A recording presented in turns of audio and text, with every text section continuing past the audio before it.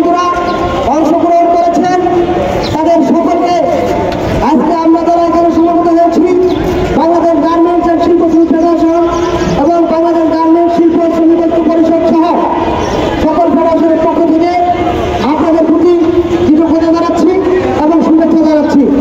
প্রিয় বন্ধুরা, আপনারা জানেন 1886 সালের শিকাগো শহরে দৈনিক 8 ঘন্টা শ্রমের দাবিতে একজন শ্রমিক একত্রিত হয় এবং আন্দোলন সংগ্রাম করে। সেইখানে আন্দোলনকারী 11 জন শ্রমিককে সেই যুক্তরাষ্ট্রের সরকার নির্মমভাবে হত্যা করে। সংগ্রামী বন্ধুরা, এই হত্যার মধ্য দিয়ে এই মেঘ বসে রচিত হয়েছে এই মহান মেঘ বসে যারা শহীদ হয়েছে এবং পরবর্তীতে যে সকল শ্রমিক বন্ধুরা শহীদ হয়েছে বিভিন্ন মজুরি আন্দোলনে, বিভিন্ন গণতান্ত্রিক আন্দোলনে সেই সকল শ্রমিক বন্ধুরা জীবন দিয়েছেন, তাদের আত্মার মাগফিরাত কামনা করছি, তাদের প্রীতি শুভেচ্ছা জ্ঞাপন করছি। আপনারা জানেন বাংলাদেশের তৈরি পোশাক শিল্প নিয়ে গভীর ষড়যন্ত্র করা হচ্ছে। 5 আগস্টের পরে আমরা দেখেছি অনেকগুলো গার্মেন্টস প্রতিষ্ঠান অনেক শ্রমিক ভাই বোনেরা বেকার হয়েছে। বর্তমানে শ্রম অসন্তোষ চলছে। ঈদের পূর্বে সরকার 12টি কারখানার মালিককে বিদায় দেওয়ার নিষেধাজ্ঞা দিয়েছে।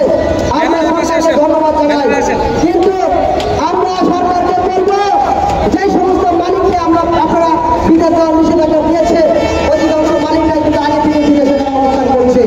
তাই সরকারকে বলব আপনারা উদ্যোগ গ্রহণ করে যেই সকল মালিকরা কারখানা বেআইনিভাবে বন্ধ করে বিদেশে অর্থ পাচার করে বিলাসবহুল জীবনযাপন করছে সেই সকল মালিকদেরকে ধরে এনে বাংলাদেশে এনে শ্রমিকদের বাংলাদেশ পরিশোধ করার উদ্যোগ গ্রহণ করতে হবে।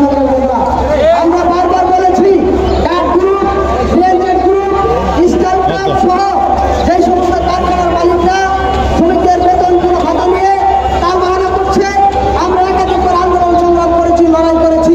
সরকার তারিখ দিয়েছে, মালিক তারিখ দিয়েছে, বিজেপি তারিখ দিয়েছে, একাধিকবার মিটিং হয়েছে, কিন্তু আজও পর্যন্ত সেই শ্রমিকদের দাবিগুলো বাস্তবায়ন হয় নাই।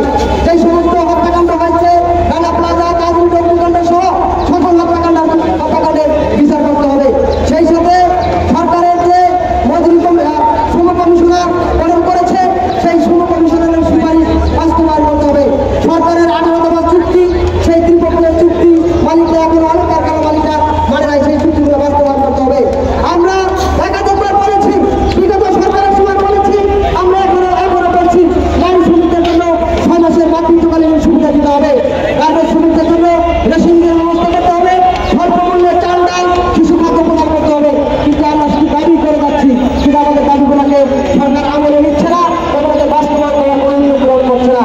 আমি সরকারকে বলবো, আমরা যখনই দেখি যেই সরকার ক্ষমতায় আসে তখনই তারা মালিকদেরকে পাহারাদারের ভূমিকা অবতীর্ণ হয়ে থাকে, অন্যদেরকে পাহারাদারের ভূমিকায় অবতীর্ণ হয়ে থাকে। তাই আমরা বলবো আপনারা কোনো দলীয় সরকার না, আপনারা অন্তর্বর্তীকালীন সরকার